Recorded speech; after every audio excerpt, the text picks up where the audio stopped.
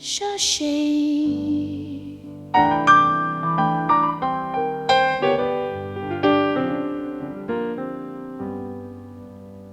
John Barry Humphries, a man of great flair, with Dame Edna's glasses and purple-hued hair.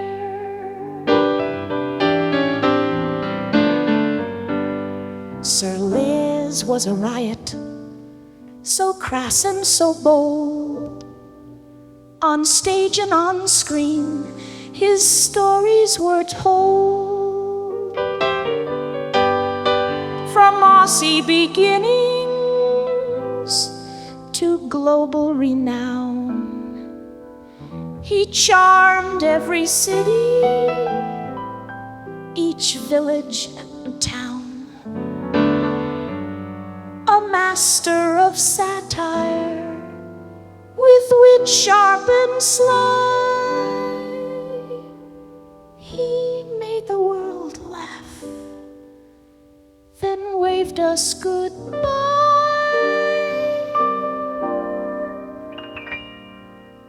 Love your berry, Sachet.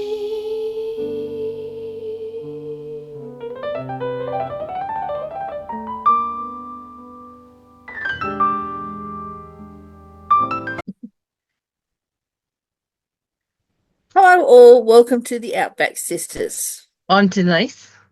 And I'm Lisa.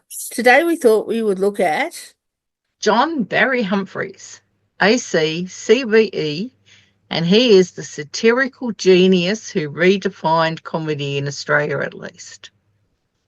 John Barry Humphries is one of Australia's most brilliant and influential comedic minds, a master satirist, actor, writer and cultural commentator.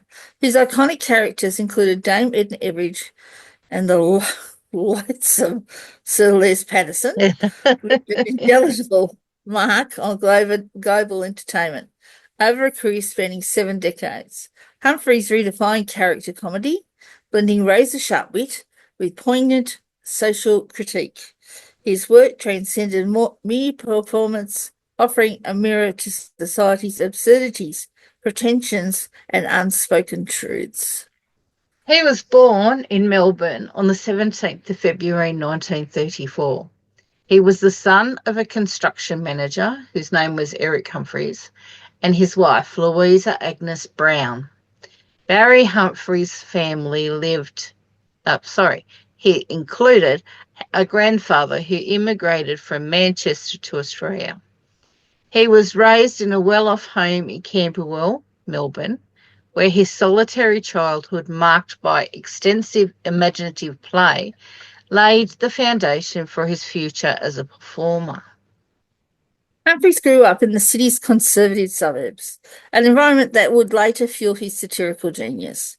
After studying law and fine arts at the University of Melbourne, he abandoned conventional career paths for the stage, joining the Melbourne Theatre Company in the 1950s. It was here that he began developing the eccentric personas that would make him famous, experimenting with a kind of subversive humour that would later define his legacy. Barry Humphries, affectionately called Sonny Sam as a child, experienced a serene early life. This changed in his teens when he began to challenge the norms of suburban existence, much to his parents' chagrin. His mother's casual disposal of his books at age 9, with the simple explanation, "But you've read them, Barry," ignited a deep love for literature and the arts. Then he created the flamboyant character Dr. Aaron Azimuth, a surrealist figure as a form of artistic defiance. Barry Humphries attended Camberwell Grammar School before transferring to Melbourne Grammar School, where he excelled in English and art, but disliked sport and maths. Who can blame him? That's my hate too. Sport sucks. He described his education as self-educated. Self-educated, attended Melbourne Grammar School. Okay, so he didn't do much. No. He spent 2 years at the University of Melbourne studying law, philosophy and fine arts. and served in the Melbourne University Regiment. He left university without graduating, but later received an honorary doctorate. During this period, he became involved with the Dada art movement. I think that's isn't it like Rada? Like Rada's the actors one. Maybe. I don't know. I'm not sure. If anyone's Maybe interested, I have to look it up. Yeah. Yeah. Okay, Humphries gained the top notoriety in Melbourne for his Dadaist pranks and performances, including exhibits like Puss in Boots, Is it Wellington. puss or pass? Because I'm reading Wellington boots filled with custard. Sounds disgusting. It's disgusting. It could be because Platytox is a mock pesticide. Puss in Boots. Oh, God. He also participated in early Australian experimental music recordings such as Wobbo music and created other provocative art pieces like Crash Bang and Eye and Spoon Races. Oh my God, if we Eye and the Spoon and Run. Harry Humphries' early career in Australia saw him transitioning from university reviews to professional theatre.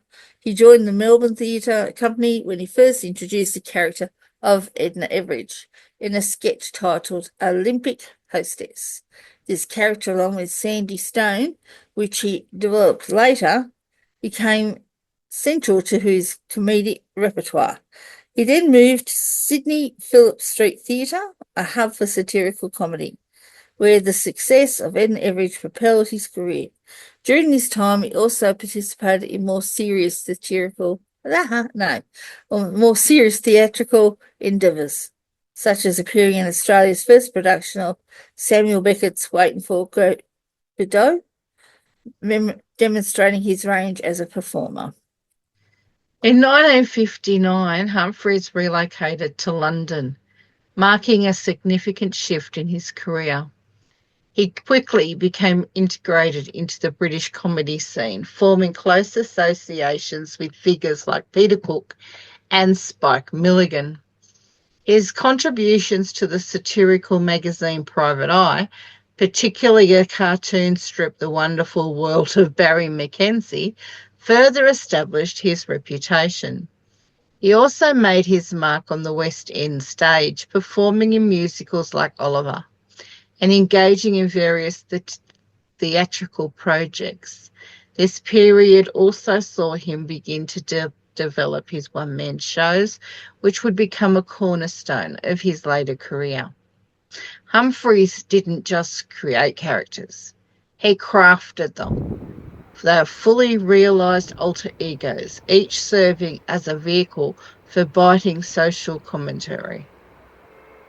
Dame Edna Everidge, the flamboyant, lilac-haired housewife turned superstar, is one of Australia's most iconic and enduring comedic creations, conceived and portrayed by the brilliant satirist Barry Humphries. Dame Edna first appeared on stage in 1950s and quickly evolved into a global phenomenon, with her razor-sharp wit, outrageous costume, and faux sympathetic yet deeply cutting audience interactions. She became a masterclass in character comedy, blending satire, camp, and social commentary. Dame Edna made her debut in Humphries' 1955 stage show Return Fair as a dowdy Melbourne housewife offering unsolicited advice. Over time, Humphries refined her into a garish, self-proclaimed megastar, complete with rhinestone-encrusted cat-eye glasses, a penchant for gladioli. By the 1970s and 1980s, she had transcended Australian songs, conquering British and American television with her own talk show, including the Dame Edna Experience from 1987 to 1989, where she interviewed celebrities while playfully undermining them. What makes Dame Edna so compelling is her duality.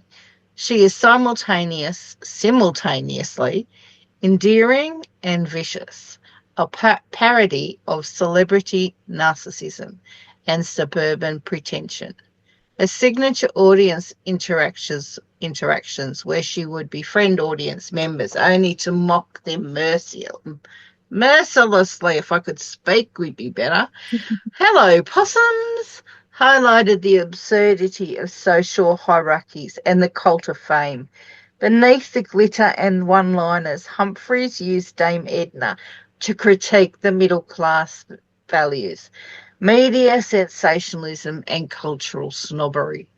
Dame Edna's influence extends beyond comedy. She paved the way for drag performers and character-based satire, predating and inspiring figures like RuPaul and Alan Partridge.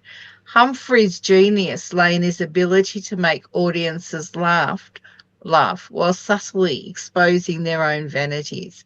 Dame Edna was a mirror to society's obsession with status and self-importance. Now, Barry Humphries retired the character in 2012. Dame Edna remains a towering figure in entertainment history. A fusion of absurdity, wit, and social critique, she remains a testimony of the power of satire and a reminder that behind every gigastar persona lies a sharp, unforgiving truth. So Les Paterson is one of Barry Humphries' most outrageous and politically incorrect comic creations. A grotesque caricature of Australian masculinity, vulgarity, and cultural diplomacy.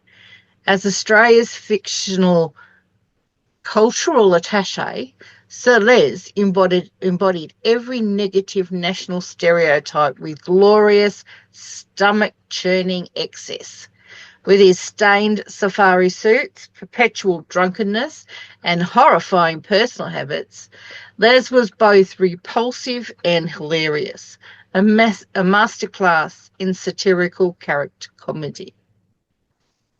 Humphries first introduced Sir Les in the mid-1970s as a counterpart to more redefined Edna, where Dame Edna mocked middle-class pretension and passive-aggressive charm.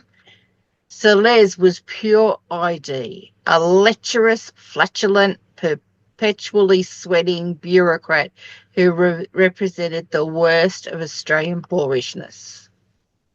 Humphrey said Sir Les was inspired by real Australian diplomats. He'd met men who managed to combine vulgarity, ignorance, and conceit in equal measure. Sir Les Paterson, a character created and performed by Barry, was a masterclass in the vulgarity. His defining traits include a caliber of repulsive personal habits such as incessant spitting, belching, and public self-adjustments. I've seen that on TV. All delivered with an unsettling nonchalance.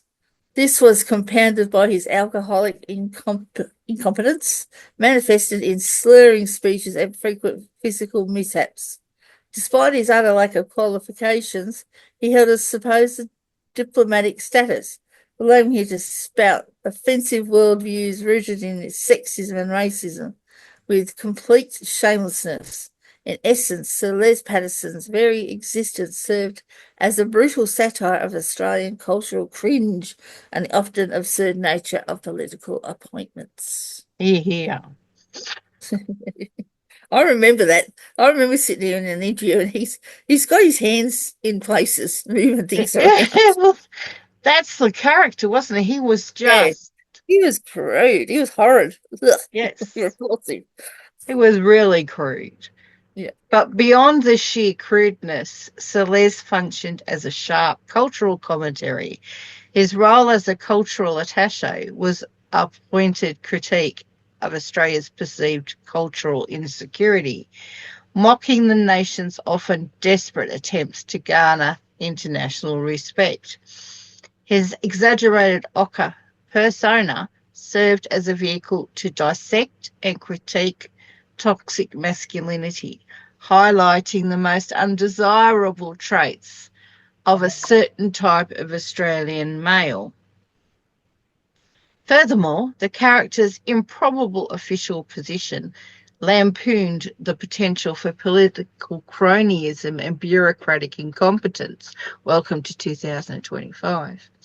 Yeah. Suggesting that such a figure should not only exist but thrive within the system.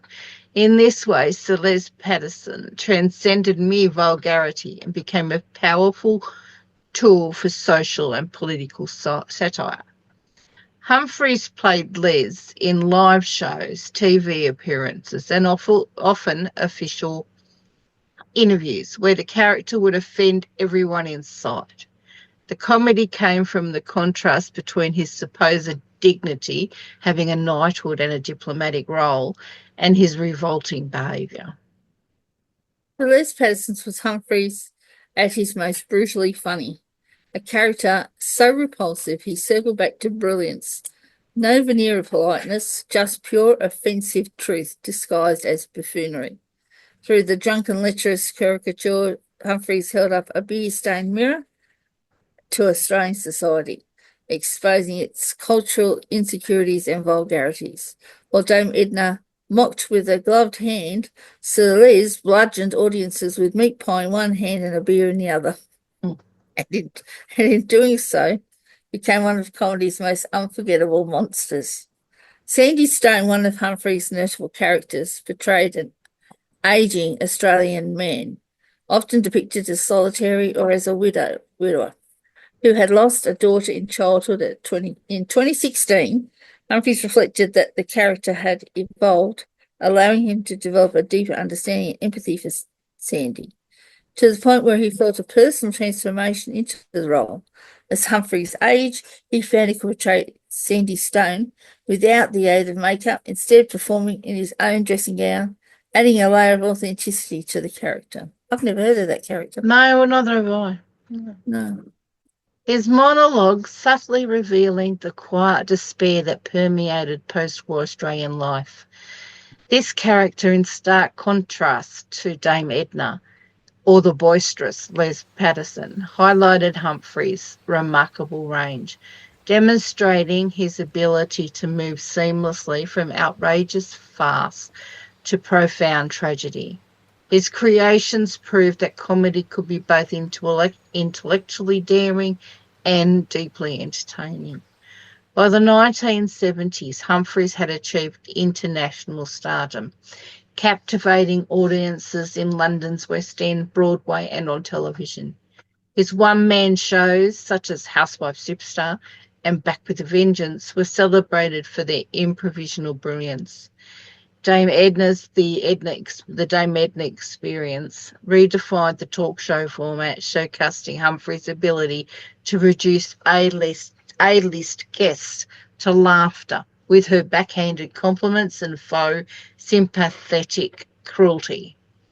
His influences extended beyond mere entertainment, shaping generations of comedians, from alternative satirists to drag performers. Humphries' work prefigured the rise of metacomedy, where the persona itself became the central comedic element. Despite his acclaim, Humphries' career was not without controversy. His sharp wit often ventured into provocative territory, and in his later years he faced criticism for comments deemed politically incorrect.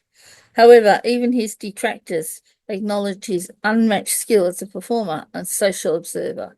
Honoured with prestigious awards including the Order of Australia and the CBE, Humphries was a cultural institution. His true legacy lies in his fearless ability to expose human folly through his diverse characters. He was more than just a comedian. He was a visionary who transformed performance into art. The characters he created, like Edna, Les, and Sandy, were not simply funny. They were revelatory, holding up a funhouse mirror to society's vanities and vulnerabilities. His work endures as a masterclass in comedy's power to provoke, challenge, and ultimately make us see ourselves more clearly. Humphrey's legacy is a testament to the enduring power of satire to illuminate what is the human condition. Harry Humphries' personal life was marked by 4 marriages. His first to Brenda Wright was brief. His subsequent marriages to Rosalind Tong and Diane Milstead resulted in 4 daughters Tessa and Emily, and sons Oscar and Rupert. 4 children. Did I say 4 daughters? Sorry. You did. No, I think I did. Some were boys. His son Oscar Humphries is an art curator and former editor. His 4th marriage to Elizabeth Spinder, daughter of poet Stephen Spinder, lasted from 1990 until his death. He resided in South Hampstead, London. In the 1960s, Humphries struggled with alcoholism, describing himself as a, quote, dissolute, guilt-ridden, self-pitying boozer. A severe incident in the early 1970s led him to be hospitalised and his eventual sobriety. He became sober. He maintained friendships with figures like the poet John Betjeman, documentary filmmaker Michael White, painter Arthur Boyd, author Jeffrey Archer, and comedian Spike Milligan. Humphries was a passionate collector of books and art, with a vast personal library and an extensive art collection. He's particularly fond of Charles Condor and John Franz de Bover. I probably said that last name wrong, but anyway. He also painted landscapes himself. His interest extended to avant-garde music, and he supported various art organisations. His personal politics were described as conservative, yet he maintained a bohemian spirit. He had 2 brothers and a sister in Melbourne. In 2018, Humphries faced criticism for comments deemed transphobic, leading to the renaming of the Barrier Award at the Melbourne International Comedy Festival. Humphries died on April 22nd, 2023, following complications from a hip surgery. Tributes poured in from royal family members, political leaders, and entertainment industry colleagues. His remains were created and they were scattered in an undisclosed location. Barry Humphries was a prolific author, leaving behind a substantial literary legacy. He penned numerous books, which included 2 autobiographies, 2 novels, and a scholarly work on Chinese drama during the Australian Gold Rush. His creative output also extended to playwriting and recording, resulting in a diverse body of artistic work. First autobiography, More Please, was particularly acclaimed, earning him the prestigious J.R. Ackley Prize for Autobiographies in 1993. That's it. Yeah, so that's... Yeah. I was going to call him Les Paterson. Was That's that Barry Humphries. Was that a real knighthood? Was What? he really a sir or a dame? They said that it's a CBE. He's a knight. Yeah, I He thought got a he was. knighthood. Well, the royal family loved him. They thought he was great, hilarious, and Charles was a big fan of his. So Prince Charles. So was the Queen. So yeah, I knew he was pretty well liked in England, and he died in England. So he obviously he lived in England. So pretty well lived there. Yeah, most of his life, by the sounds of it. Must have just come here and did a few shows whenever needed. Yeah, okay. Maybe. Yeah. Maybe that's what he did. I don't know. I mean, well, let's face it. I don't think I've ever seen him live. I've seen him on television a lot. Yeah. Oh, no, I've never seen him live. No. Yeah, seen the TV bits and pieces, especially when he's being interviewed, like with I can't remember the English guy that used to interview a lot of famous people, and he'd have them in fits with laughter. Yeah, I have to admit, it's him. It's him that made me think that cross-dressing is okay because it's funny, because he does it so funny. But you know, fact, when they removed that award because he didn't have the same ideas about the transgenders, I think it was. Sorry if I'm wrong, but I remember there was a tennis player too. They were going to remove her awards because she didn't, her particular cup in her name, that she didn't like the transgenders and whatever, whatever. But they came from different times. It's And not only that. they should change it.